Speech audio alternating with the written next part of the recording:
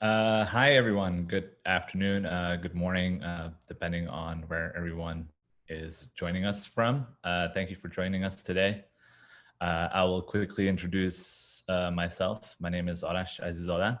I am an Afghan American and a member of the Afghan diaspora. And I am thrilled and excited to talk about the longest war that the US has been involved in, the war in Afghanistan. And I will quickly introduce our panel today. And let's start off with Peter Lucier. If you want to go ahead and give us a quick introduction of yourself, please.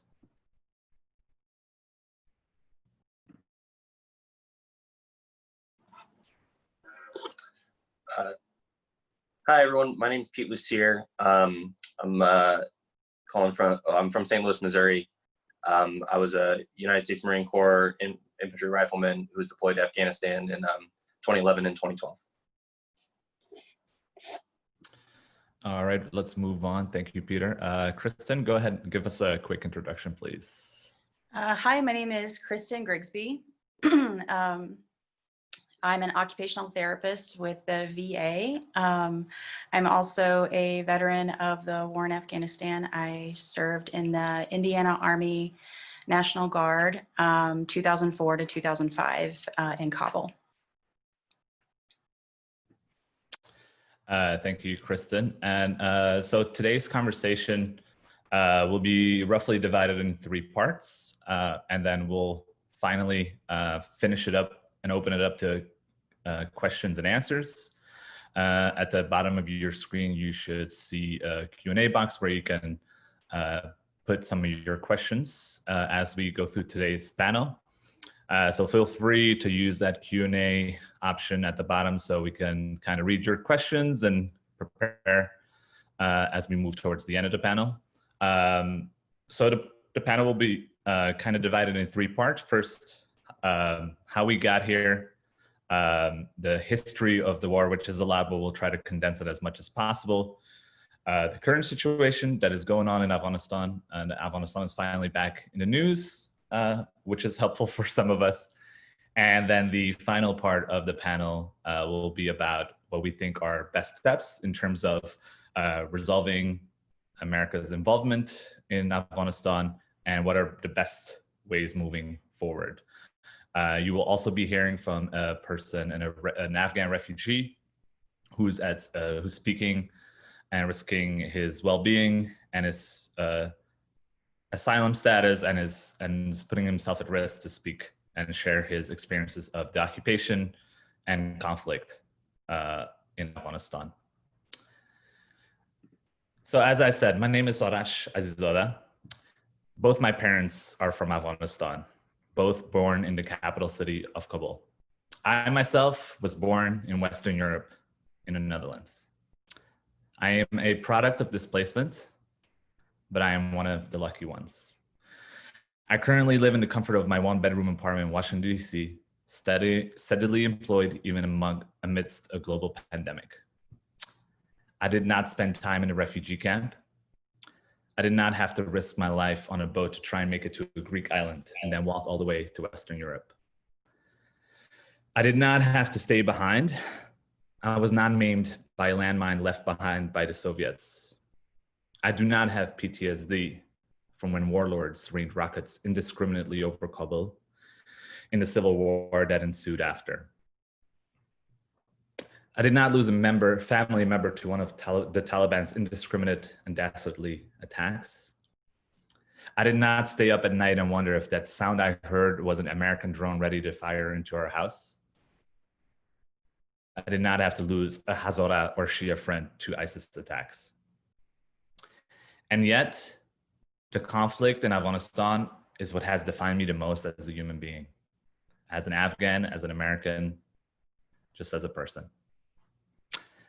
I am 32 years old. Almost a full two decades of those were spent watching administration after administration of both parties, justifying the occupation of my homeland of Afghanistan. But America's involvement stretches beyond my own lifetime.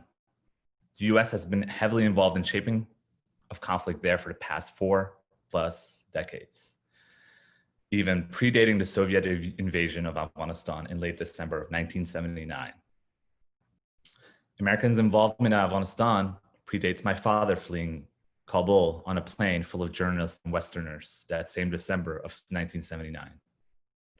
And it predates my mother's refugee path that took her from Pakistan to France to the Netherlands, eventually to the Commonwealth of Virginia here in the United States.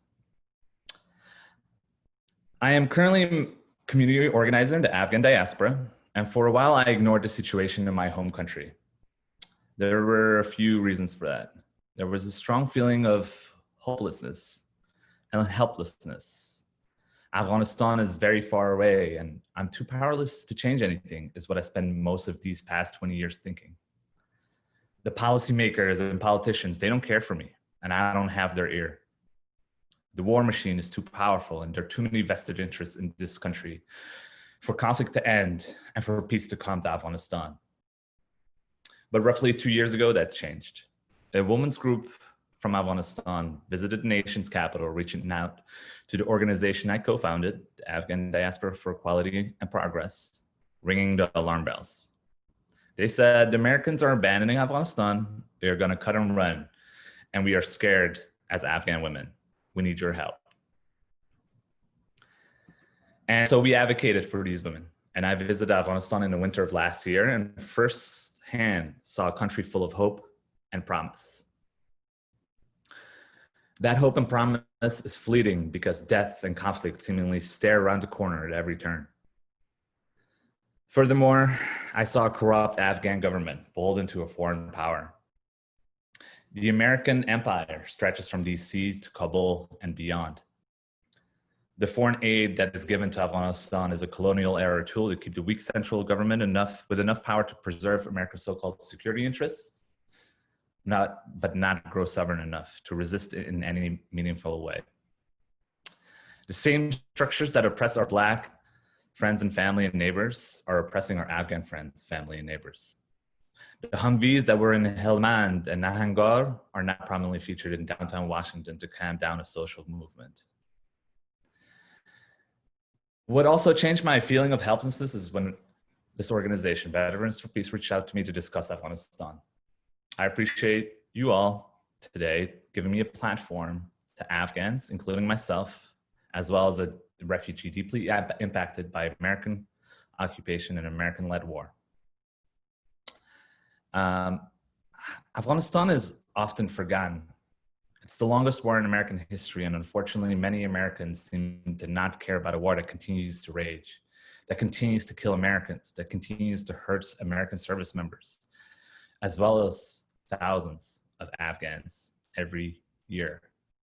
10,000 Afghans die every year because of this conflict. Many more are in poverty because of it, and many more are injured and maimed and lose body parts.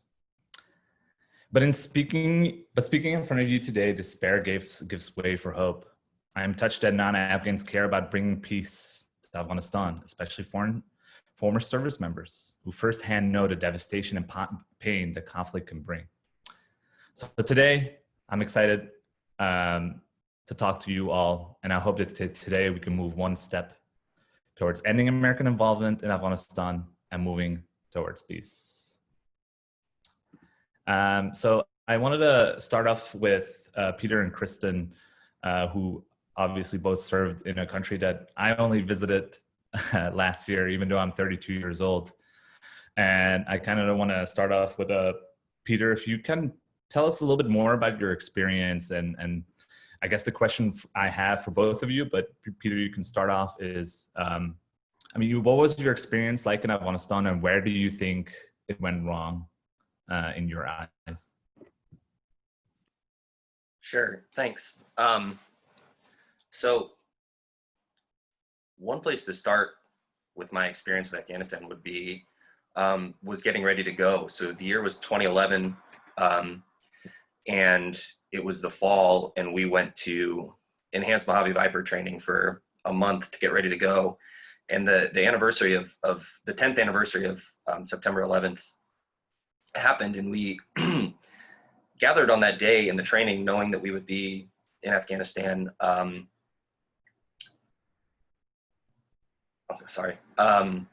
Knowing that we would be there in a couple months, and I was 21 years old at the time. I was getting ready to get married, and I had kind of been buying into this Marine Corps mythos and hadn't thought really critically about Afghanistan at all. And that was the first time it kind of struck me. I was like, well, this is 10 years of just direct American involvement and troops on the ground. And I was going to places where, you know, my sergeants and staff sergeants had already been 2, 3, 4 times.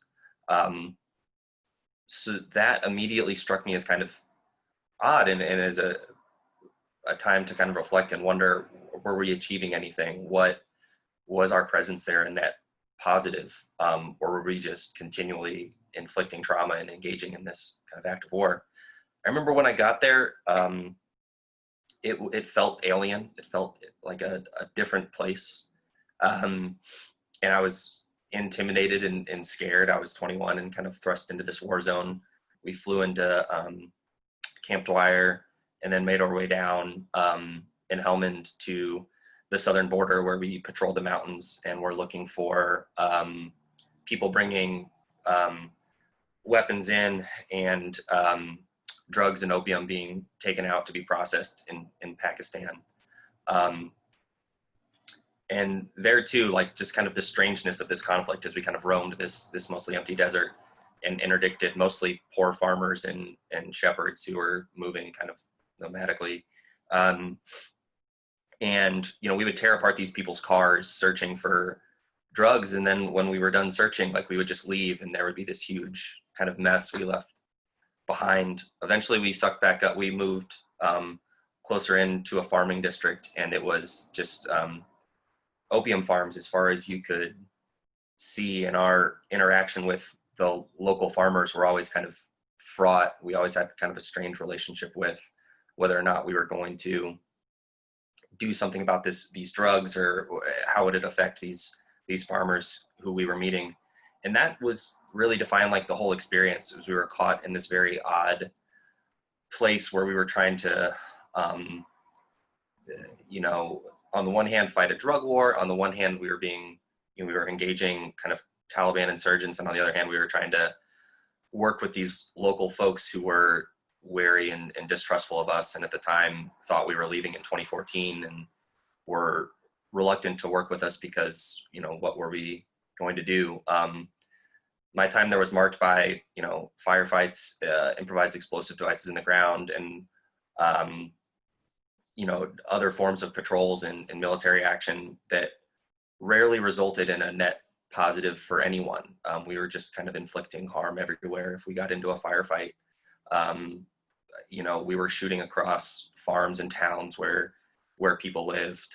Some of the insurgents who, you know, we killed were local boys, and the fathers would come to, you know, collect the bodies afterwards after we had collected them. So it was troubling and discerning, and really kind of undercut this Marine Corps mythos that I had believed in, that we were really there to do something positive, or that we were capable of doing something positive and enforcing real change. And as I got back, I was struck with that kind of dichotomy of what I had thought I was going to do versus what the reality of war was like. And I started writing and didn't have a clear idea of what that meant, but I just wanted folks back home to know that, you know, what was going on the ground was something very, very different than what was either being reported in the media or wasn't being reported. It seemed like a war that America had largely forgot. And so I was kind of felt like I was screaming into this void, like, Afghanistan matters, you know, Afghan lives matter. And yet no one seemed to care back home. And also we just were continuing to do the same things we've been doing over and over and over. And eventually I got here where I'm kind of involved and write about and work with peace movements.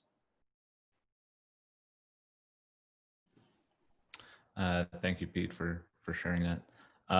Kristen, it's basically the same question for you as well. You know, how would you best describe your experience in Afghanistan? And you know, it's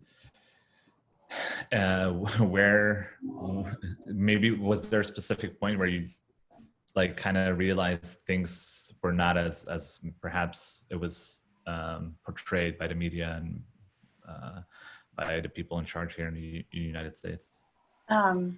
Sure. So my experience was quite different than Peter's, and I think that the timeline is very important. So I was there 2004 to 2005. But I should mention, going back a little bit before, I joined in 2001 in March, actually before 9/11. To pay for college. As one of my friends put so aptly, I was part of the economic draft. There was no way I was going to be able to afford to go to school if I didn't join the National Guard. I'm a first generation college student. So that was how I ended up in uniform in the first place. But I was very, already pretty political before I joined. And I was actually in training when 9/11 happened. I was in AIT outside of Baltimore, and kind of knew right away that my life was going to change. I remember in the barracks that night, just this sense of impending doom, being surrounded by all these hyper-masculine soldiers, watching the Twin Towers come down and everyone hooping and hollering and sort of, chanting the chants of war, and how terrified I was in that moment. And I got very lucky that I didn't get sent more than once, and that I got a 3-year gap in between that happening and my deployment. So the year that I was in Afghanistan was actually, I think if you look at the whole timeline, it was actually a fairly hopeful year. I was there for the election when women were voting for the first time in the history of the country. And I distinctly remember, seeing women in burqas with their thumbs inked after they voted. I was stationed just outside of Kabul in Camp Phoenix, so I was pretty mobile and kind of around the city. So my job was, so I'm from Southern Indiana, so the National Guard there doesn't have very many opportunities for women in terms of jobs. So I ended up being a weapons mechanic, which is about the last thing I was interested in. But when I got there, I was assigned to the United Nations Afghan New Beginnings program. They had a program called DDR, which was demobilization, demilitarization, and reintegration program. So that program was geared toward essentially like getting all of the tribal militias in Afghanistan to turn in their arms, many of which were dumped there by us during the Cold War in the first place, be indoctrinated into a cohesive Afghan national army, and then be redistributed weapons, and deployed as such. So I worked a lot in different Afghan National Army training sites. Worked with Afghans every day, had an amazing relationship with the ones that I worked with, and I'm still friends with one to this day. And I essentially was trained by Romanians and Bulgarians on how to work on Russian weapon systems. And I repaired over 20,000 AKs in a year and redistributed those documented serial numbers for the first time.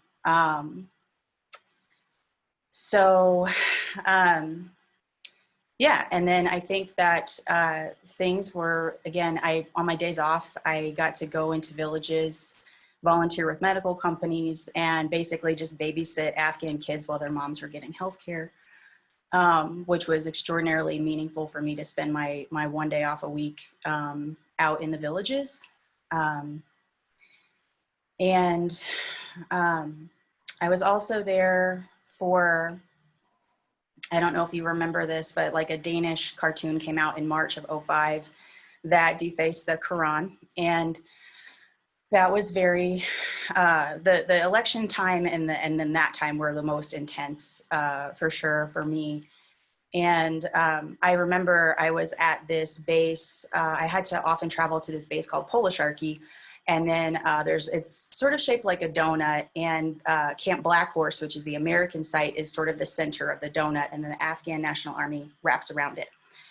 And there was so much anger around that cartoon that they were shooting into Black Horse from Polisharky. And we were there doing some weapons work, and the Americans wouldn't let my interpreter come in to eat lunch with us at Black Horse. And us as a team, I was like a mobile unit of 5 people just working on weapons day and night, essentially.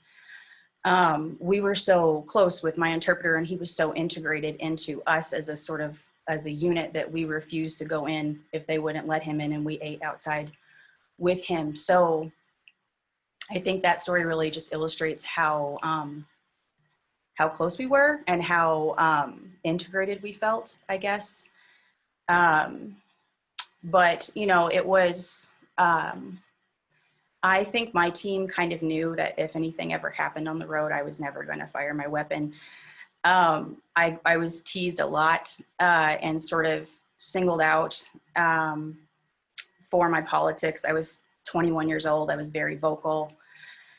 And, you know, so I think that, you know, I refused to participate in any kind of combat, and I think my team knew that. So we had a plan if we were going to get attacked on the road, you know, who was going to cover Grigsby's side of the truck.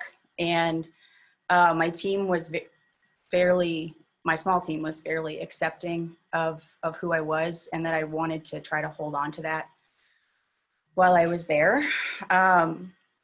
But we had access to just thousands and thousands of weapons. And, you know, it was a very high profile program. So we always got big brass coming through wanting to take the big guns out to the mountains and blow up Russian tanks. And I would refuse to participate in that crap because I thought it was ridiculous. And so I would be forced to pull security at the bottom of the mountain, you know, by myself. And I got really, really lucky the year that I was there. I think because of my relationship with my interpreter. And again, I think that even though a lot of, you know, I'm sure the cars I was propped, there was a sense in the city at that time of hopefulness, and we had a lot of good working relationships, I feel like.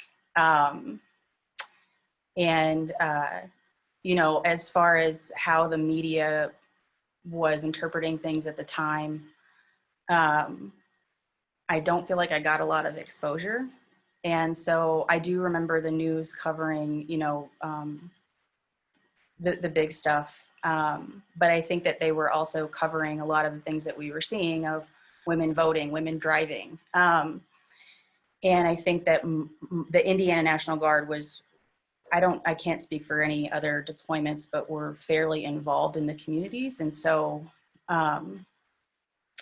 yeah, and then, you know, coming back in 2005, going back to college, I wrote like a 25-page paper on poverty in Afghanistan to try to synthesize my small piece in the grand history of this, because as you mentioned, there's been a lot going on since the 70s.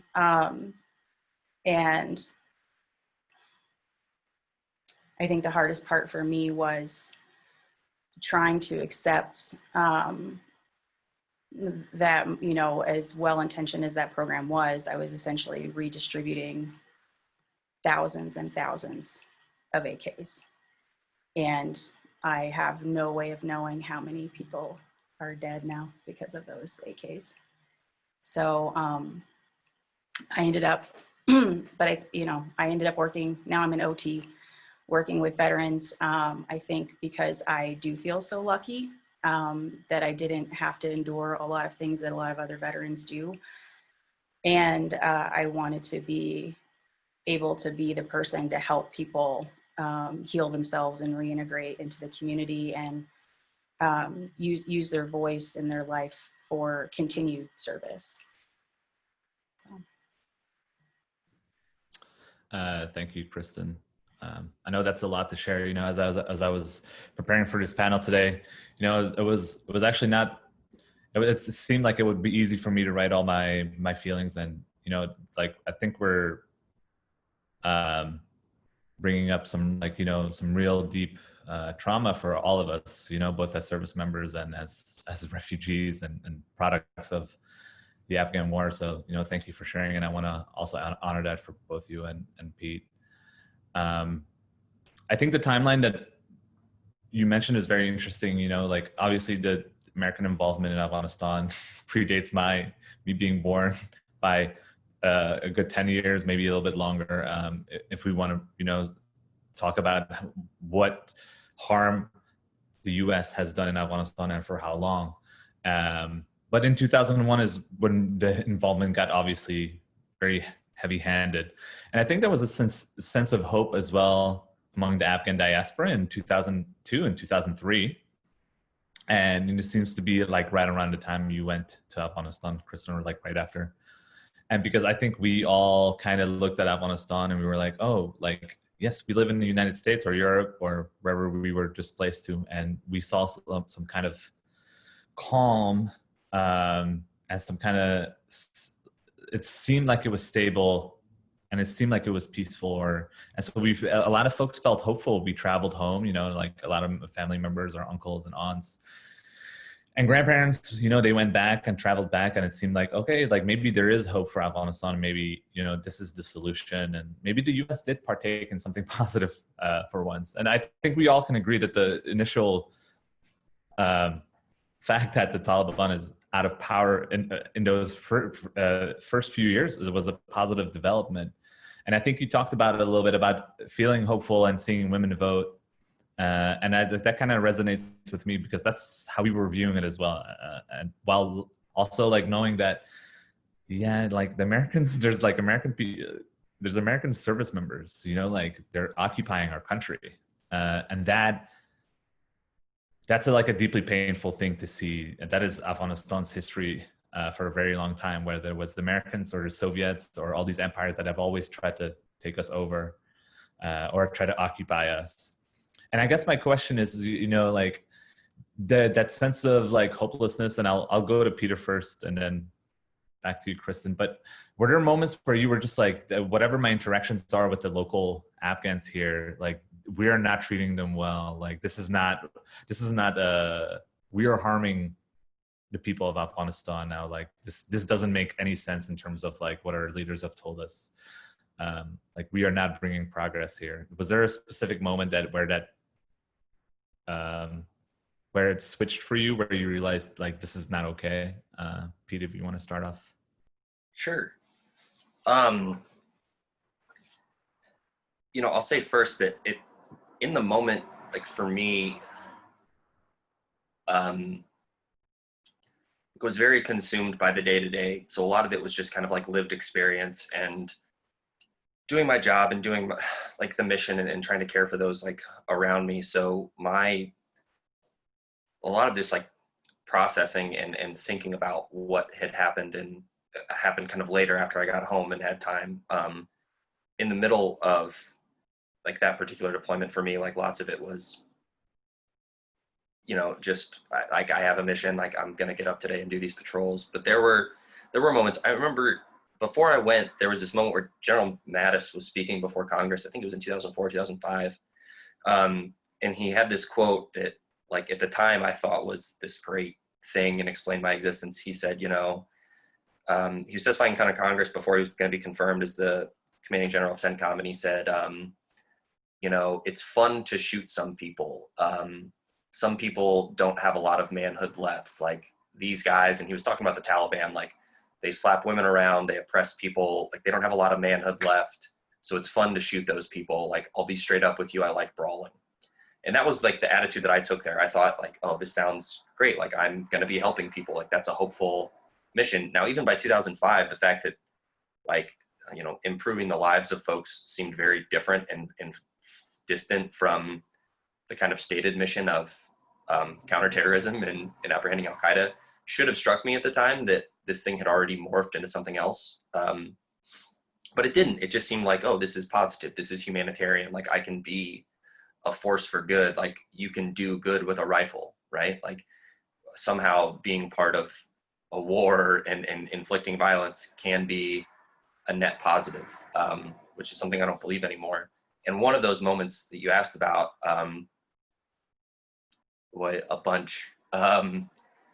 we had difficulty moving our vehicles around. So Southern Helmand is crisscrossed by a series of canals. We were right on the Helmand River. And we had named the canals various things. They were very large, and they were used to kind of irrigate fields. And there were no bridges large enough for us to carry kind of our heavy machinery around. So we walked, but those bridges were lifelines because our smaller vehicles could move supplies around between the smaller patrol bases. And there was a farmer who had a large piece of Massey Ferguson equipment built in Minnesota. Actually, it was kind of wild because we had a kid from Minnesota, and he was like, oh, like my granddad worked in the factory that built this tractor that this Afghan farmer was using. And it was probably 60 years old and held together with duct tape. But this kid always was happy when he saw Massey Ferguson farming equipment. He wanted to take it across this particular bridge that we used for our smaller vehicles to deliver supplies. And we were worried about the structural integrity of the bridge. He needed it to make his livelihood and didn't understand why he couldn't use this particular bridge. And we were trying very hard to stop him from doing it. And when it seemed like he wouldn't agree to it, we had some of our engineers go in and pull out all the spark plugs, rendering this vehicle inoperative. That was one moment where I thought, like, well, what the hell are we doing here? Like, this is the guy whose hearts and mind we're supposed to be winning. Like, this is the battleground we're supposed to be fighting on for legitimacy for the Afghan government, for the American occupation. Like, this is the guy who we're ostensibly trying to help and improve his life. And you know, when he didn't do what we needed to do for our like military necessities, like we considered our own, you know, needs first, far ahead of his, and his refusal to comply meant like, well, you don't get to use this thing anymore.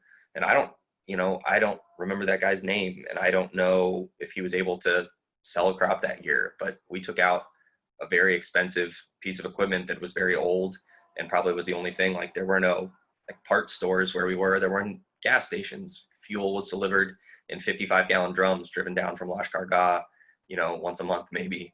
That was odd.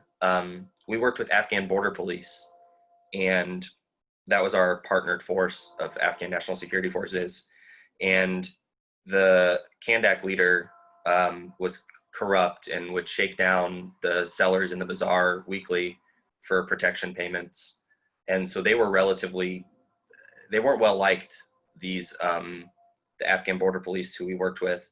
And some of them were drinking chai in the bazaar one day. And a number of masked men rode up on motorcycles with pistols and just shot all three of these guys like 6 times a piece in the belly. And there was what we called red air at the time. So the air was too dusty to fly in helicopters.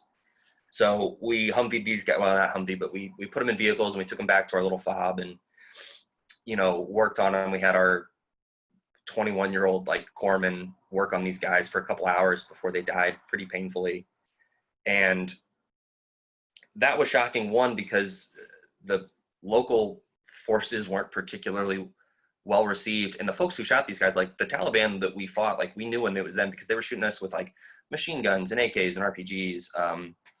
Like these were local people. This wasn't like Taliban affiliates. These were folks, you know, merchants and farmers who were not happy with us nor with the kind of particular branch of government that we were kind of supporting and trying to build legitimacy for.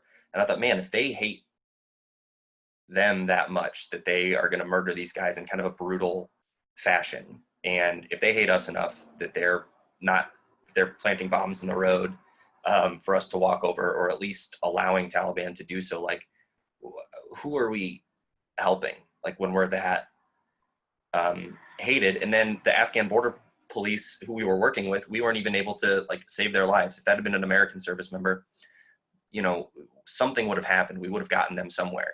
But these 3 guys died because we're like, well, you know, can't fly a helicopter. It's too dangerous. So we'll have 21-year-olds kind of dig around in your belly to try and pull bullets out for a few hours before you die. And I'm sorry, it's kind of a graphic story. I remember it kind of vividly. There's these young kids with very little medical training who were, you know, whose job it was to treat gunshot wounds before you got to a hospital. But we never got these guys to a hospital because it wasn't, I don't know, it's dark, but it felt like, well, it wasn't worth it, right? These were just ABP, right? These weren't American soldiers. So do what you can, and if they die, they die. Or that guy with the tractor, like, And if he can't do it, we got to do what we got to do. We got to get our guns where we want to go. So we're going to pull the spark plugs. Those were both moments that later on when I would stop and reflect, and I thought, like, just, you know, that General Mattis statement of like using violence to help people, to support women, to bring a better life to the Afghan person. The ground truth of that was anything but. Like, we were inflicting trauma over and over and over again.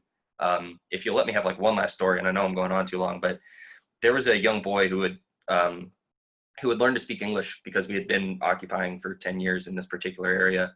So he had been with enough soldiers. He was in a wheelchair. He had lost both of his legs to a Taliban IED. And so he was kind of fond of Americans. He didn't particularly like the Taliban, and he would kind of go out of his way to, he gave us a couple tips on like bombs in the road and, you know, save some American lives. And we would give him candy and talk to him and joke around with him as we would patrol around. He was pretty a frequent customer. We talked with him a lot. And, you know, we were one of the last units in the particular area where we were. A unit replaced us, stayed for 3 months, and then everything was turned over to the ABP. And within a year or two of us leaving, the Afghan National Security Forces had abandoned that area. So the area where I fought is under Taliban control now. It's a part of Helmand that is entirely controlled by the Taliban. In Helmand, it's almost all the way up to Lashkar Gah. This guy risked a lot to help us. And he had lost a lot in this war. He was a young boy, about 14, so he's probably in his 20s now. To communicate with us, and within 2 years of me leaving, he's now controlled in the area by people who put a bomb in the road that took his legs and robbed him of his ability to move. And Southern Helmand is not ADA compliant. It's not an easy place to be in a wheelchair. So between the farmer, those ABP soldiers, and this young man, like, I don't know that in all the time that I was there, and the people that we killed, and the friends of mine that were lost and died, all that fighting, all that trauma, just kind of, when I had time to stop and think about it, thought, what is this? This isn't what it's being portrayed as. We're not turning a corner. We're not making progress. This is not a humanitarian mission. All the good that I thought I could do at the point of a rifle by imposing some kind of order was just a deeply flawed position to hold. Thank you for the question. Yeah, thank you, Peter, for sharing. And, I feel like there's many more stories that are very similar from other service members, but, from Afghans that I've met as well. And, like the refugee waves and immigrant waves from Afghanistan to the US are actually, they're by time period. There's the first immigrants who came here in the 80s, and then there's some who came in the 90s. And then the immigrant wave still continues, right? Like the conflict continues in Afghanistan, and people still try to flee. If folks remember the 2015 refugee crisis, the number one group within that huge group of people fleeing and risking their life on boats were Afghans, because conflict continued in 2015 and beyond, and right before that. And Kristen, my question for you is, like, your interaction with the local populace and maybe the people the Afghans that you met, and like when we're speaking of Afghans in Afghanistan who are working with the U.S. military or the U.S. administration, whichever administration was in place, U.S. authority, no matter where they might be, they're risking their lives, their reputation, their families, because they are seen often as cooperating with an occupying force, or the Taliban is always intimidating and threatening and honestly just hurting and killing people, which leads back into the refugee crisis and folks fleeing. So maybe I wonder if you could share any stories you might have regarding some of the Afghan folks you worked with. Absolutely. And Peter, thanks for sharing all that and saying everything you said. That was really powerful, and it hurts my heart to hear it, honestly. But I know I think it's amazing that you speak on it. So yeah, so my interpreter, his name is Kyber Han. He and I, so I was the first team that he was assigned to. We were the same age, so he was also 21. And his father, he came from a very prestigious political family. Who his father picked the wrong side during the Russian invasion and ended up being politically exiled in Germany. And so it was his responsibility as the oldest son to provide for the entire family. And so he ended up working with us. He spoke 6 languages. He grew up a refugee in Pakistan, came back to Afghanistan and to work as an interpreter. And so, so the year after that, you know, when I left, he continued to work with mobilized weapons teams, even because he learned all of the weapons, you know, alongside us for that year. Even though the UN program officially shut down in 2005, they were still retrieving weapons all around Afghanistan. And then he, I petitioned, you know, I bugged my lieutenant for about 6 months to write a letter to support him to get over here on the special visa program. And we were able to do that. And he came and stayed with an Afghan family in New Jersey that he knew. And he was, you know, he's obviously having a hard time finding work. He was very skilled, intelligent person who ended up starting out, I think it was maybe Home Depot, or it was like a, you know, like a lumber yard type situation for minimum wage. Obviously wasn't able to make enough to support his family. So he ended up going down to Louisiana and joining this, you know, this huge contracting company and going back to Bagram to work for a large sum of money with like top brass interpreting all of these, you know, all these important documents between the US and the Afghan government.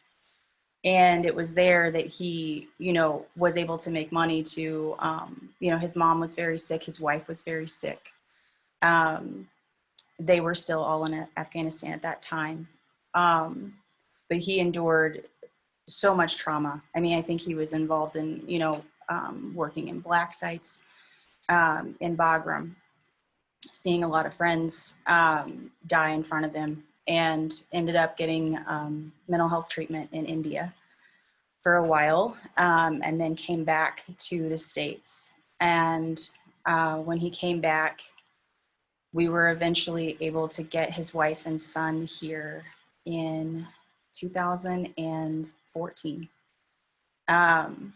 And he now still lives in a small town in Louisiana, and he is the manager of a Lowe's store there.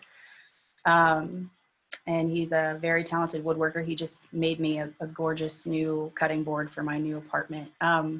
We still talk pretty regularly because I feel like we kind of grew up together. And, but, you know, and it's from, you know, he still gets triggered by like certain types of sirens, things like that. But he stays, I think, very isolated with his family and does his job very well. And I think he tries to keep his life as simple as possible to avoid triggers. But he's a remarkable human. And I think one of the more optimistic stories of what can happen even after you endure all of that. But there's the hard part is there's no way he can go back. Like you said, his mother will die and he'll never see her again. He would be killed if he went back. And it's, everyone knows that. So it's a huge sacrifice. And of course, at that young age, at 21, just trying to take care of his family, I'm sure he had no idea what that was going to cost at that time. So. Yeah, all these stories in a way sound familiar to me. And I mean, Pete earlier also mentioned, you know, kind of being part of the drug war in a sense. You know, the U.S. at one point was like there's all this opium trade, and it is obviously all ending up here in the West, to be quite frank. The way heroin is produced and the drug wars, it's a cycle. And when I went to Afghanistan in November, I was there in November and December of last year, which I timed well considering the pandemic just happened. But one of the main things that I noticed was, and this was apparently a new thing, was the drug addiction in the city, in Kabul specifically. So that opium trade has a bunch of effects within the country and outside. It obviously fuels now drug addiction amongst the Afghan population, which was just never a thing before. A lot of men who are obviously often the breadwinners for their families, also young men, are getting now addicted to the stuff that is coming out of mostly the rural countryside, because that is what makes money. And at the same time, this opium trade is what is fueling and funding the Taliban and insurgent groups and conflict. It's how they are arming themselves and funding themselves. And so there's this continuous loop, because the farmers feel pressured to make some kind of money, but growing opium and poppies are far more productive for them on an individual level. And often they are pressured to do so, because they have to feed their families, and the Taliban is obviously often telling them, this makes more money, this fuels the insurgency, this fuels suicide attacks, this fuels conflict. I'm putting them in more direct terms than what they are saying, but this is ending. It's a forever ending cycle that doesn't end. And it seems like no matter what efforts the US has made, it made the problem actually worse, because the way they have gone about it. And Kristen, the stories you're telling me about, the interpreter you work with, I think I run into folks like that often here in DC and Virginia. There's a significant Afghan diaspora population here in Virginia and DC. And the stories that they tell me are kind of similar. They worked with the US military, or often they can really speak about what they've seen, and it's too triggering and too deeply painful for them. But they come here, they're often very young. They're probably, some folks I've met are under the age of 25, men, obviously Afghan men, who've come here in the past 2, 3, 4 years. And they're only here because, again, they're one of the lucky ones in a sense. And I feel weird saying that, quote unquote, but they have been able to leave Afghanistan, and they've been able to travel to this safe haven called the United States, which also, I just want to point out that this is now ending as well, because the Trump administration is ensuring that no folks of any foreign background are let into the country, especially in the past few years. But the ones that have made it here, they come here, and they're often very young. They have worked with the military, so going back carries significant amount of risks. And they're driving Uber and Lyft. These are not the most heralded jobs. They're part of the gig economy in ways many Americans are as well. And frankly, I think they are coming to terms with the fact that, yes, they are here in a country where there's no conflict, so to speak, but they are building a future not for themselves. They're in fact gambling that their kids will have a future. They often are married already by like age 23 or 25. They often come here with 3 or 5 or 6 kids, because that is just just how things happen in our culture often. And they come here and they find themselves stuck in this gig economy, and social services in this country are not much to speak of, unfortunately. And so I think that takes us to another part of the conversation, which is the current situation in Afghanistan and what is happening now, and what are the next steps in terms of what's going to happen, as the US has kind of been like knocking on the door and saying, okay, 19 years is enough. 19 years of us trying to fix this country is just not working. And I think, just to note that I think it's important to note that Kristen's story is an interesting one because almost 15 years ago, the idea of Afghans having a democracy and getting women to vote, these were actual things that where progress was being made very early on in the early years. And it was, I think that was hopeful to the Afghan diaspora as well. But now that narrative and now that story of, well, the Afghans need saving from themselves is a very problematic and troubled narrative.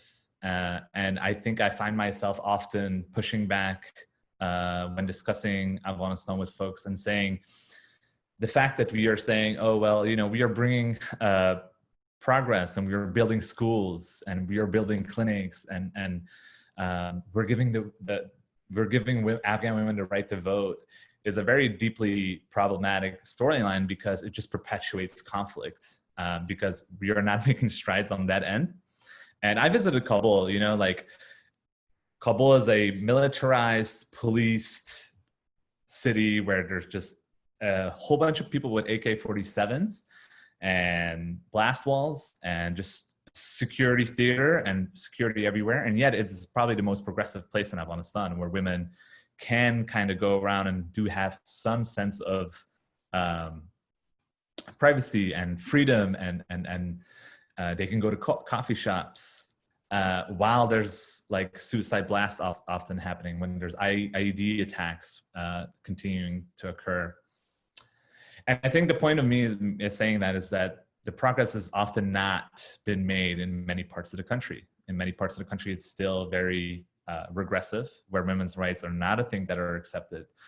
I think we have to be really realistic about the progress that has been made for people like women in Afghanistan and minorities. There's just not a lot America has accomplished in the past 19 years. And kind of want to transition over to this video that we collaborated on. And so I'm thankful for Veterans for Peace, honestly, for giving me the platform as an Afghan to speak. This honestly does not happen. It's not, Afghanistan is not a hot topic. And so we got in touch with some folks in Afghanistan, and the person you'll be hearing from is an Afghan man. He is a refugee. He has fled. He's an internally displaced Afghan refugee. So he's a refugee within his own country. And he is still seeking refuge and currently lives in a refugee camp with his family. He is injured. And so he's going to share a little bit about the conflict and how the US occupation and US involvement has impacted his life. So give me 1 second as we transition to that.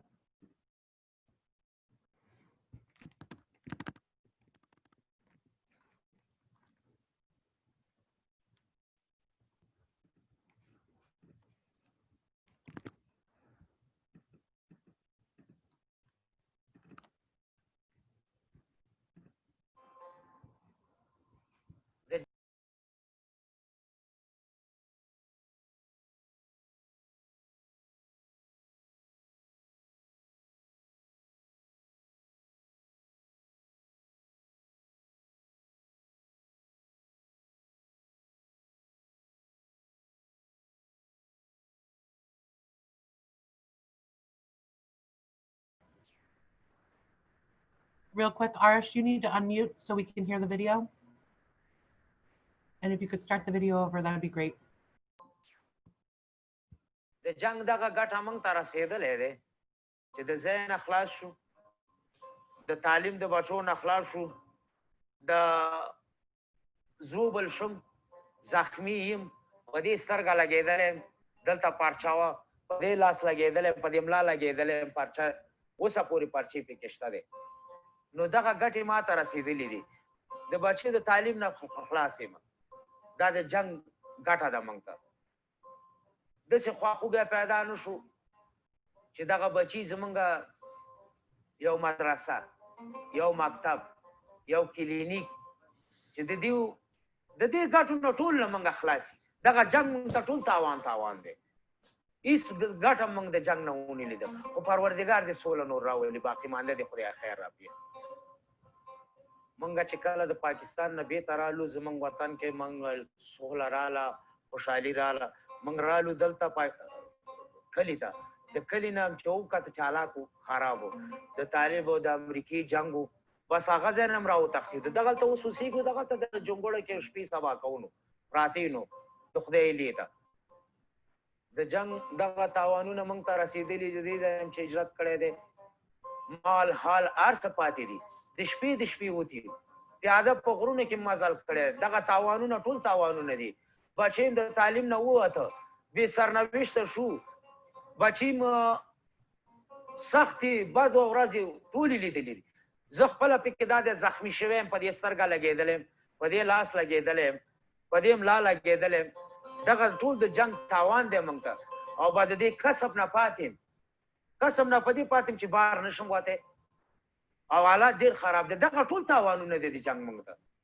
ته د جنګ څه ګټه نه ده رسېدلې او نه هم پکې ګټه کړې تاوان هم پکې کړی دی او ګټه هم پکې نه دی لیدلی امریکایان راتګ ته دلته چې راغله موږ ته ډېر ضررونه ورسېدل ډېر نقصانونه موږ وکړل موږ په دې نقصان وکړ که په یو کلي باندې سم شو یو د کور نه یو کس یې وویشتلو نو د بسته د کورنۍ د قوم د فامیل نه خلک راوچت شو په نوم د جهاد افغانان دي که نه پښتو خپله ترسره کوي نو دغې ته راپاسې د نور هم ګډوډي زیاته شوه هغه خپل انتقام واخله او دی خو بېچارهګان بې سلا او بې وسله وو څه ورسره نه وو بس په تش لاس ورسره افغانان دي جنګېدل خو هغه د انتقام د لاسه داسې شو چې افغانان ډېر وځپل شو بېچارهګان امریکې راتلل ته چې پاتې شول ډېر موږ ته تاوان نقصان ورسېده په دې چې خلک ټول جذبې کې شو څه ګټه ونه رسېده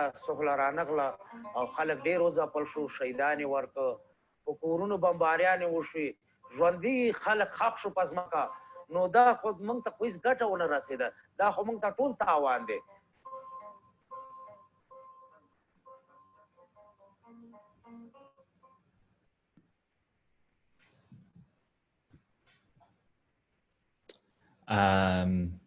Yes, so that is, I actually had visited this refugee camp.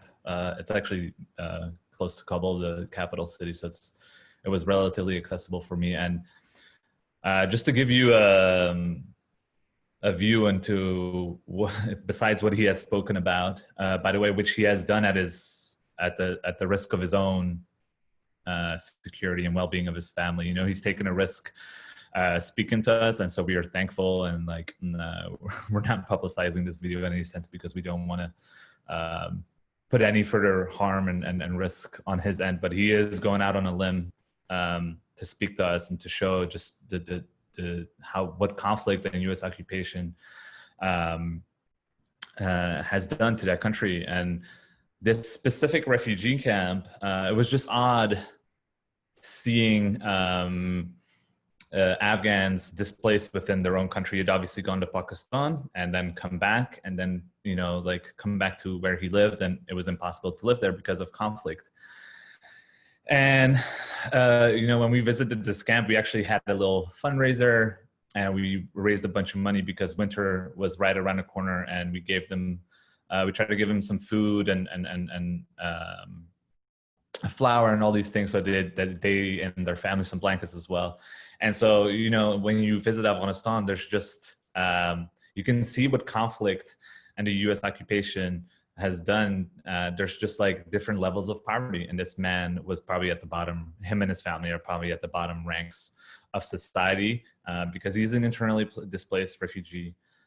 He is unable to work, and he is the man of the house, so to speak. You know, he's the patriarch, and he's unable to do any kind of work which will support his family. So he's helpless in that sense. And so this is kind of, he spoke about what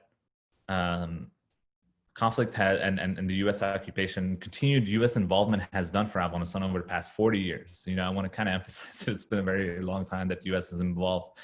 And maybe at a certain point we say, hey, like, we're just not helping here.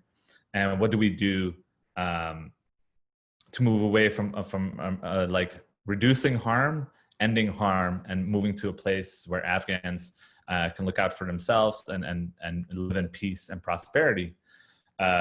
Which is all, I think also we need to say out loud, that is all that is possible, despite what we have heard about Afghanistan's history. You know, Afghanistan, the one thing that I saw when I was visiting Afghanistan, that there were just not many differences between Afghans and Americans. And as an Afghan and American, and I'm lucky to be both in a sense, but I felt the same things that I felt here is what I felt over there.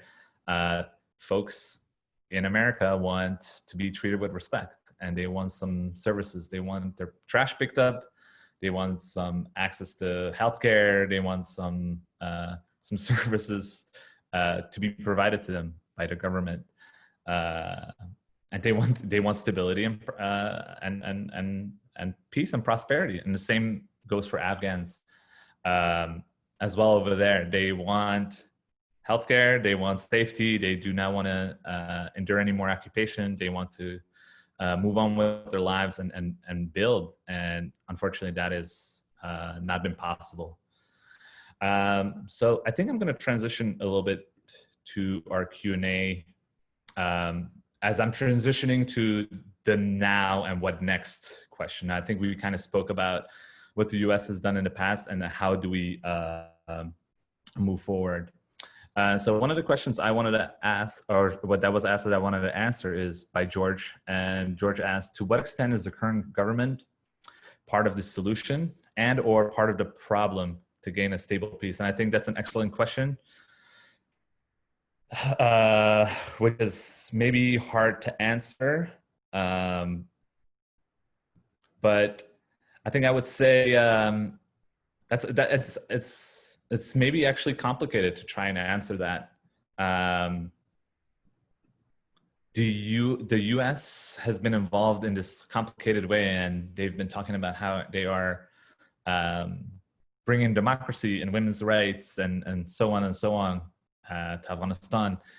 And yet what I saw when I went to Afghanistan is a unstable government, a very centralized government, that is beholden to US influence. And I think in the Trump era, it's been even more direct. I think in the past, it's been implicit. It's been like, hey, you kind of should listen to us because we provide you with $3 to $5 billion in aid every year.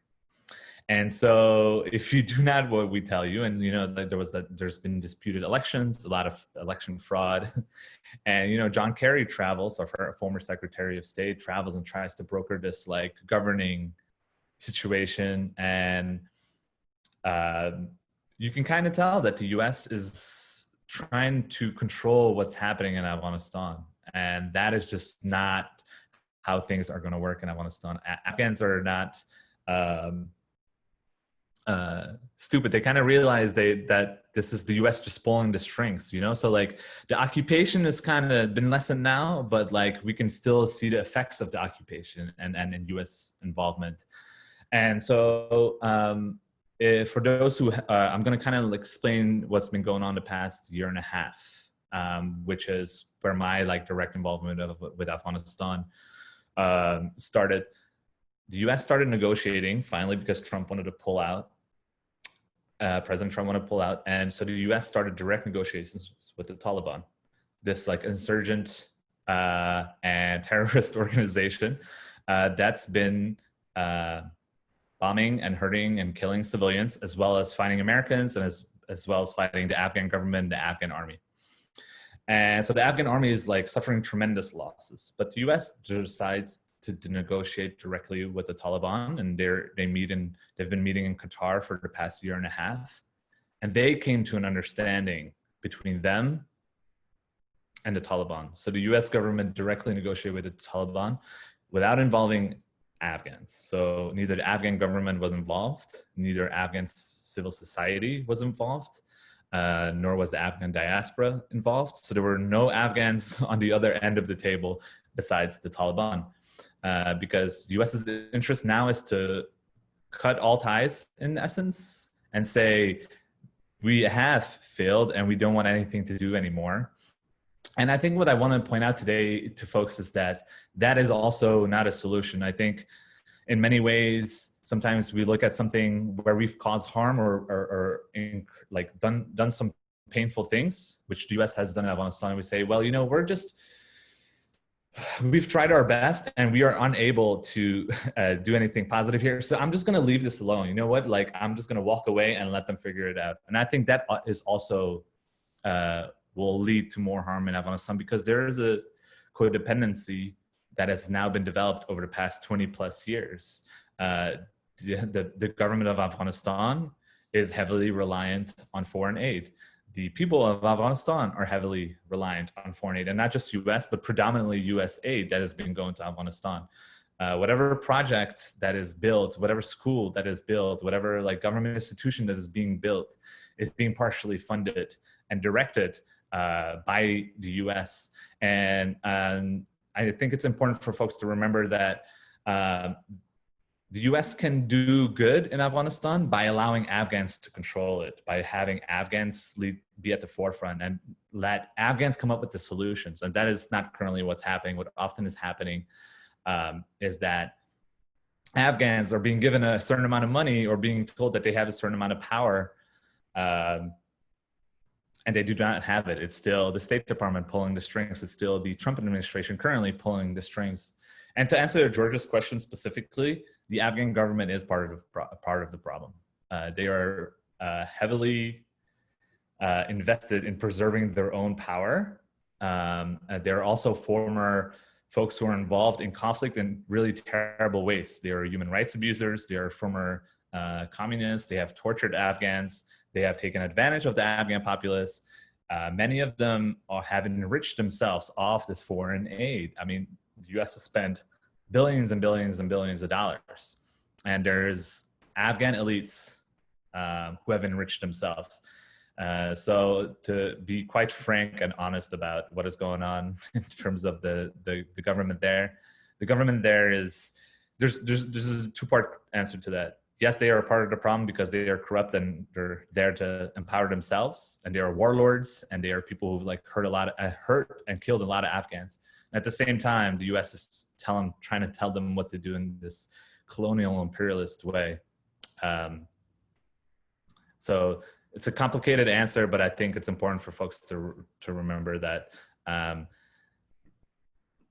the Afghan government is not representative of the Afghan people, unfortunately. 19 years into this, we have just had fraudulent elections. And to be quite frank, these folks are not looking out for the Afghan people. Just trying to get through another question. One question for Peter, actually, or for Kristen as well. And then maybe we can, there's a bunch of questions, so maybe we can keep it about 2 minutes for an answer. Did part of your questioning come from or include any discussions with civilians and or other Marines deployed with you?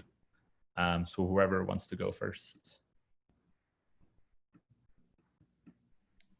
Kristen, I'll let you back clean up and have the final word. So Kathleen, thanks for the question. My own journey, and I know this isn't for everyone, this has just been mine, but I come from a Catholic faith background. And so my own relationship with faith was really thrown into question by my experience of war. I was in Bahrain during the Arab Spring. I defended an American embassy there before I deployed to Afghanistan. And Bahrain is a small island off the coast of Saudi Arabia. And in early 2011, before I went to Afghanistan, when there were popular Shia uprisings in Bahrain and protests, Saudi Arabia sent Gulf Cooperation Council forces, including tanks and armored personnel carriers, across the King Fahd Causeway and cracked down pretty violently on the Shia protesters who were asking for some pretty basic human rights. There was a phrase in Bahrain that God couldn't see past the bridge, that it was a place for wealthy Saudi princes to come and kind of have a fun weekend. And what they did there wasn't seen or was better. That phrase kind of struck me as odd. And then I remember in Afghanistan thinking, as I was on the mountains in the southern border of Pakistan in my darkest moments, that God couldn't see past the mountains, that he couldn't see into Afghanistan, because what kind of plan would include this kind of trauma and war. And so that was thrown into deep doubt. I had been a person of faith for a long time, and war really changed that for me. And one of the things that helped me start questioning my own take was meeting with kind of faith leaders and spiritual directors and finding ways to reconcile that. And I found a deep and long-standing anti-war, nonviolent tradition in the Catholic Church. And that gave a lot of words to me to help express what I was feeling and to think about things in terms of trauma. So meeting with faith leaders and talking with other veterans too, and sharing stories where they also were deeply troubled by what had happened and what had gone on, really started my path towards, somebody once asked me like, well, what radicalized you? And I had never thought about it in that terms before, but what transformed me or converted me from a Marine who celebrated war to a veteran who opposes it. It was those conversations with other veterans, yes, but also to my own journey was largely one that dealt with faith.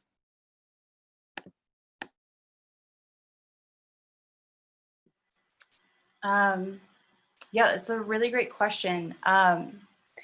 So I was pretty anti-war before I went, and I was really into environmental activism when I was really young, and it kind of lends itself naturally into becoming anti-war.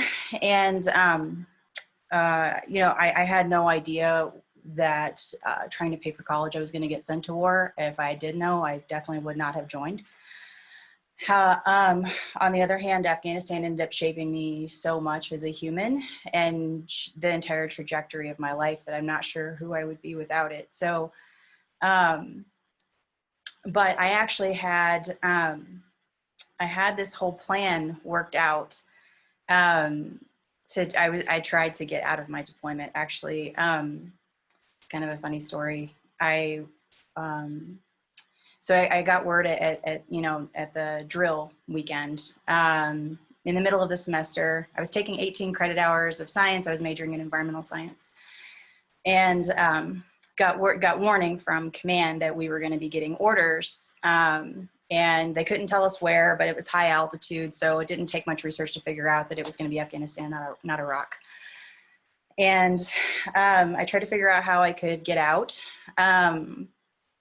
And I came up with this plan that my best friend and I were going to go to Canada and get married after the semester was over. And I was going to slap that in my commander's face, because at that time, don't ask, don't tell was still in play. And this was a very small town in Indiana. So I figured if they wouldn't let me out with this marriage license, then I would just go to the media and then they would have to let me out. But I ended up getting my orders in March, and I'd been planning on doing this at the end of the semester in May. So, and then at the end of the day, it's like you look around at the other people who also volunteered to be in this guard unit, and you start to ask yourself, like, why am I so special that I shouldn't go? You know, and so, but it was very alienating for me. I was very, like I said, I was very vocal about my politics. And I mean, I was in Afghanistan when Bush was reelected, and I remember people just beating down the door at my tent to mock and harass me when he was reelected. And so everyone knew my stance in my unit, and it was very isolating, but it wasn't until actually I moved to Denver in 2008. A couple years later, I ended up meeting Garrett Reppenhagen, the executive director, and he was the person who sort of introduced me to, you know, a whole group of veterans who felt the way that I did and who thought the way that I did. And it wasn't until then, very much later, that I was able to find other like-minded people who sort of validated what I went through. So I don't know where my feelings about it came from. I never wanted to be a soldier. I was not a good soldier. And so, like I said, I think I got incredibly lucky that I was able to, I was still a complete mess when I got back. but able to move forward and try to make meaning of it. So. Thank you, Kristen and Pete as well. There's some really good questions. I'm going to try and get through not all of them, but a lot of them. One of the questions Michael asked, what is the solution? Is there a general direction that you would recommend? I think the answer here is twofold. One is kind of get rid of the fantasies that have been put in place, because the fantasies of a secure Afghanistan, or like we should think of Afghanistan in terms of like, this is what people, I'm in DC, so I know how these folks think. They think of Afghanistan as a national security interest. So what we are doing there in Afghanistan is going to keep the US safe. Well, it's not really keeping the US safe, and it's definitely not keeping Afghanistan safe. And that fantasy is going to just allow for folks to advocate for the occupation to continue, for this like colonial structure to continue. And so the solution or general direction that I would recommend is what Veterans for Peace has done today. They have allowed an Afghan to moderate this panel, for an Afghan to speak on his experiences, and for like to give a platform to an Afghan refugee who would otherwise not have a platform to speak on. That's the general direction I would take. Afghanistan can only be solved by Afghans, and it needs to be Afghan solutions to Afghan problems. I would actually say Afghanistan is very similar to US. There's like this federalist structure, and in Afghanistan things are solved by tribes and locally and conversations and by folks locally on the ground, and no central government in Kabul is going to fix these problems for anybody. And I think the US has a continued obligation, and this ties into another question Kara asked, is there any way we can lobby here in the US to leave Afghanistan with all the monies given? And I think we should kind of realize that the money in the past has been spent, and a lot of it has gone to waste because it hasn't built the things we have wanted to build. I think this requires for folks, and I hope anybody on this that is participating today and cares about Afghanistan or cares about ending the US conflict, is that continued aid should continue. Even the Taliban has said that they want in a future, like whatever structure they are part of, they want continued aid. They've written in the New York Times that they want continued aid to continue, and Afghans also are relying heavily on aid, and that is not going to end. But I do think that aid can continue in a way where Afghans are allowed to make decisions, and Afghans can figure out where that money goes. And I also want to like dispel the notion that was kind of put forth in the Washington Post a few months ago or last year, where the Afghanistan papers came out, and it was like basically talking about how all this money, all these billions of dollars has gone to waste. And it kind of suggested that Afghans are just corrupt, like Afghans were so poor and then got all these billions of dollars of money and they just like enriched themselves. While that is true, that's not how it should have been. That's because the US didn't spend the money in a proper way. And I think if folks in the US can advocate for money to go to local organizations and local Afghans or part of civil society, not Western-led NGOs, for example. I think if money are given to Afghan-built small NGOs on the ground in local places, that will reduce the harm and kind of allow Afghans to make decisions that are in their own interest, and that will lead. And like Afghans should be allowed to make mistakes and to fail and to get up again. And I think folks can allow that to happen. So Afghan-led solutions by Afghans is a big thing here.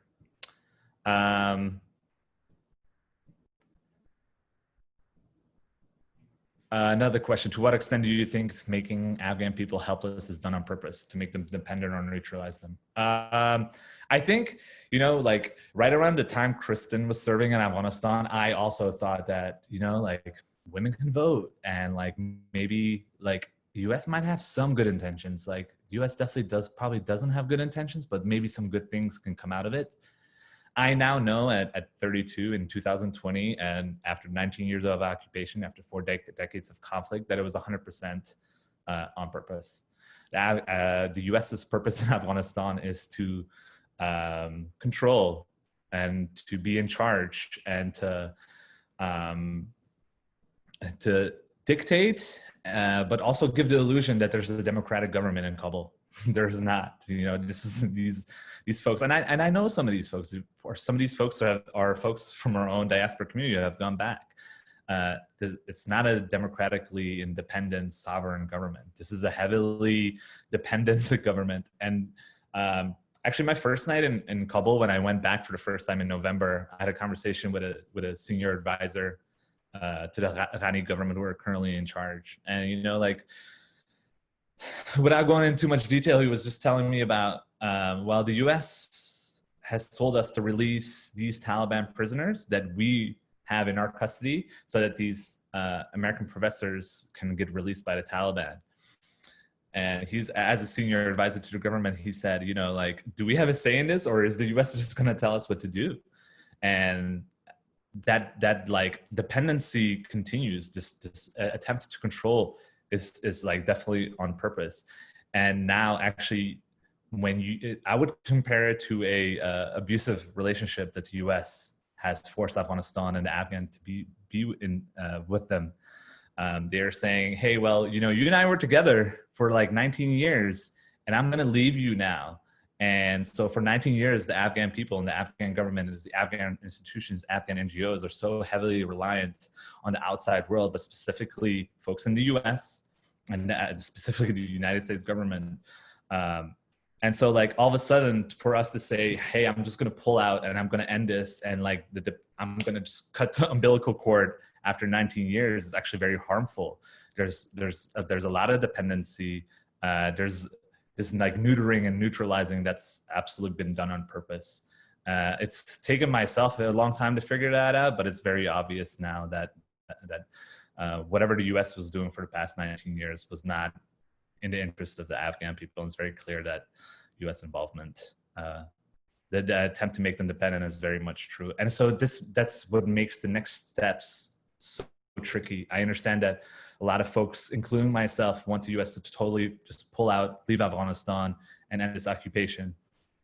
But it has to be done so in a responsible way that empowers Afghans, that is Afghan-led, and that protects those at the bottom of society. Who are at the bottom of society in Afghanistan? It's women, it's minorities. Minorities who've been like lately been targeted by ISIS and Taliban attacks especially. I don't know if folks paid attention. I think it was in April, there was a maternity ward that was attacked. It was a Shia maternity and Hazara maternity ward. So they are purposely targeting Afghan minorities. And so it's about protecting those folks at the bottom. It's also the disabled. Afghanistan has a huge population of disabled folks. And then also just a reminder to folks, Afghanistan is about 67% under the age of 34. So there's a lot of young people who have a lot of vested interest who are not empowered at all at this point. It's a lot of old folks who've been fighting this war and been part of this conflict, or human rights abusers, who are now in powerful positions, and young folks are not.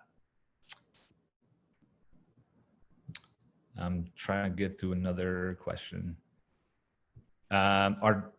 George asked, are the Taliban the real problem? Are they nationalists who want their own form of government, however flawed? I think this is actually a good question. And I think the best way to answer this is the Taliban is empowered and almost respected as this like de facto government of Afghanistan because the US has enabled all this entire mess for the past 19 yeyears. This American fueled corruption of the government, this American empowered, the United States is specifically empowering like a lot of folks who've done a lot of harm in Afghanistan. These local warlords, people who are abusing their own populations, who are controlling their own, these little mini dictators who are abusing women. And so there's all these people in Afghanistan with human rights abuse past who are in positions of power. And the Taliban would not be as successful controlling almost half of the country, controlling the opium flow, having like enough finances to continue to like empower themselves and be like a real opposition force. It's because the US has fueled this corruption. It's because they continue to stay there with a continued mission creep. In 2004, it was about wanting women to vote. And by 2009, it was about securing this one province. And about 2014 and 15, it was about ensuring that there was like a stable government. And by 2020, you know, we're just like asking ourselves, so why are you even here? Every time the goalposts move, mission creep sets in. And the biggest power that has empowered the Taliban has been the US. You know, actually, the Taliban is empowered because the local governance is just so corrupt. The local security forces can't keep the peace. And so like when people are dissatisfied with their current structure of governance, whether it's the government in Kabul or their local like security forces, they look to an alternative. The alternative is the Taliban. That's why the Taliban are, I wouldn't call them popular, but they have a lot to say over Afghanistan's future. And I think that's why. I'm trying to get to, this is a good question. Marty asks, and Garrett and Colleen, let me know when to shut up. We're almost at the 90-minute mark. What do you think the most important thing is that we should teach people about Afghanistan? I think the best thing you can teach people about Afghanistan, Afghans don't need saving. Like, they don't even need saving from people like me. Like, my number one experience going to Afghanistan was like, these people know, these people have endured way more than I have, than we have. They know how to fix their own issues. And I think in my first few days, it was a culture shock for me. But there were just a lot of folks who were illiterate and just were dirt poor, and they had much more capacity than I had. While I was relying on my cell phone and Google Maps and Google and Twitter, and they just lived their lives. And it just taught me that they don't need they do not need saving. They just need to be empowered. And empowered in a way is about us making space for them and giving them the resources, and then stepping back and knowing when to shut up and allow them to take charge.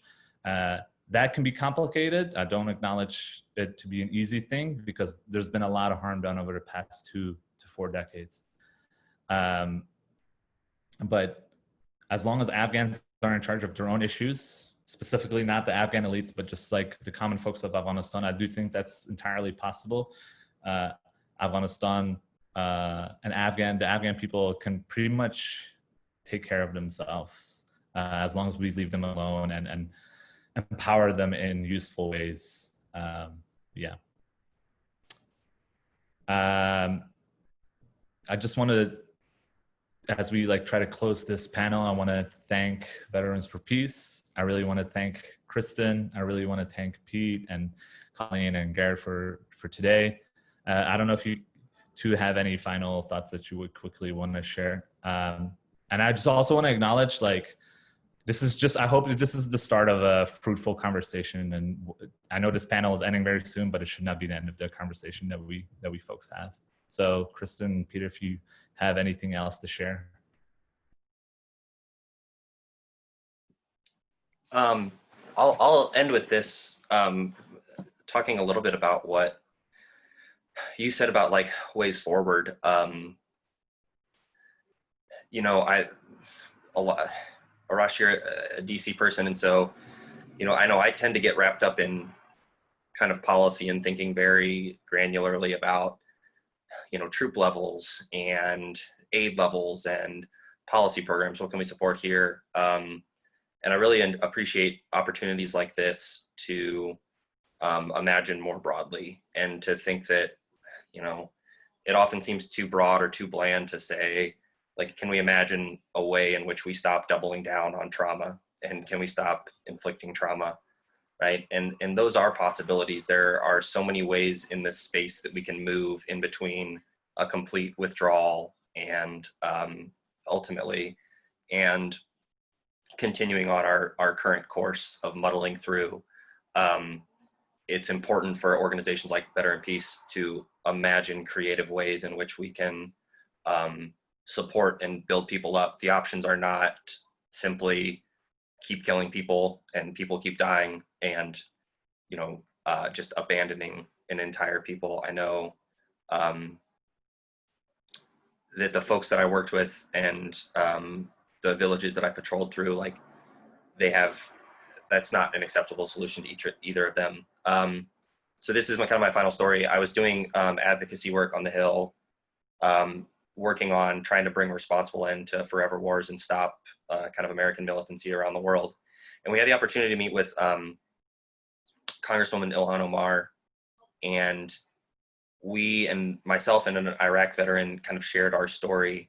And it was just the meeting itself was a powerful moment because we were two white male soldiers talking to this woman who was a war refugee, not from Afghanistan, from Somalia. And we were used to having all the power. I'm used to having a rifle and pointing it at people and them doing what I say. And I was met with this woman who sits in the halls of power, who came from the bottom rungs of society and come for having no power. And we were kind of making our impassioned speech.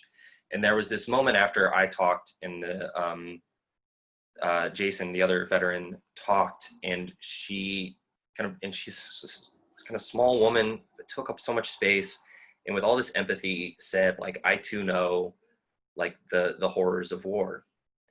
And it just blew me away that this woman who had been so traumatized by war in her own country and had been on the other side of people like myself and Jason pointing rifles at her could summon this empathy. And it gave me a lot of hope for the future, that if we elect leaders like her, if we empower folks in our own government and in governments around the world who can channel that empathy, and if we can empower and lift up those people and those voices, like, we will find creative solutions. And so I am really happy to take part in movements like this, but more than anything, like, my platform as a veteran and our platforms as veterans, I see this incredibly powerful vehicle where we can stop being the folks who point rifles and instead point people towards leaders, especially women and minorities and other folks who can lead us to,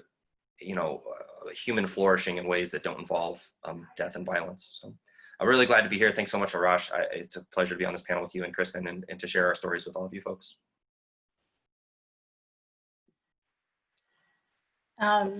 So my last comment, Arash, I really appreciate how much you talked about at the end how resilient Afghans are. They do not make people like that in America. They are the strongest, most resilient, incredible humans. But whenever I think about the way forward, and I agree with you completely that it should be Afghan-led and Afghans empowered to do their own culture shift if they want to. And instead, you know, a lot of the stuff that I saw, while it was looking on paper, it felt very performative. But one of the things that I think about, you know, now that I'm an OT and I work with veterans who have post-traumatic stress, moral injury, brain injury, et cetera, when you think about everything that the collective community of Afghanistan has gone through for the last 40 years, there's not a single person there who doesn't have this internalized trauma, this intergenerational trauma. And so when I think about how to heal that environment, I wonder how we can support that sense of safety again, and not even meaning from like security with guns, but like how do you know, if the cultural trauma is not addressed, how do they empower themselves to move forward and create the kind of change that they want to make? Because I know that the corruption is pretty severe in terms of what it does to women and children. And so so I guess that's kind of what I think about when I think about how to move forward, is how do we create a space for people to begin to heal from the last 40 years so that they can create their own vision for their future. Thank you, Kristen and Pete as well, for all your stories today. I want to thank Veterans for Peace. And I guess the last thing I do want to share, I've been imagining what a peaceful and stable and prosperous Afghanistan looks like, and I imagine it. I envisioned it. It was hard to envision it sometimes, but I did my hard to like imagine a more beautiful future. And like being given the platform today makes me hopeful. I'm seeing the comments. I'm seeing the chats.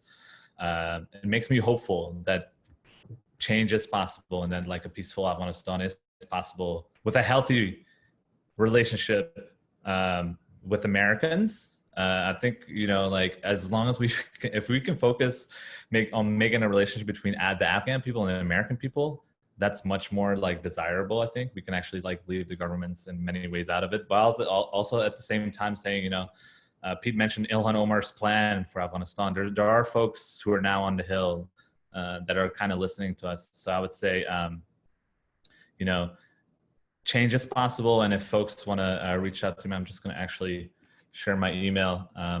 Folks can email me and we can have future discussions about what it looks like. But it is possible. There are folks now listening, and like I think the tide is turning in DC specifically, but maybe hopefully the rest of the country as well.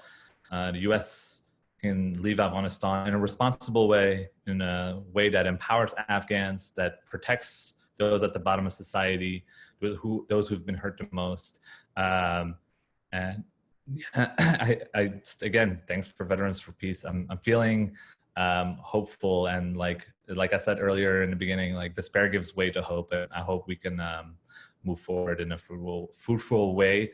And I'm heartened that it's Veterans for Peace and former service members who know like there's nobody more in the world who knows the pain that conflict can cause in the world. So yeah, thank you. Thanks for everyone. Thank you, Kristen. Thank you, Peter. Thank you for everyone who attended today. Thank you, Garrett and Colleen specifically. Thank you so much.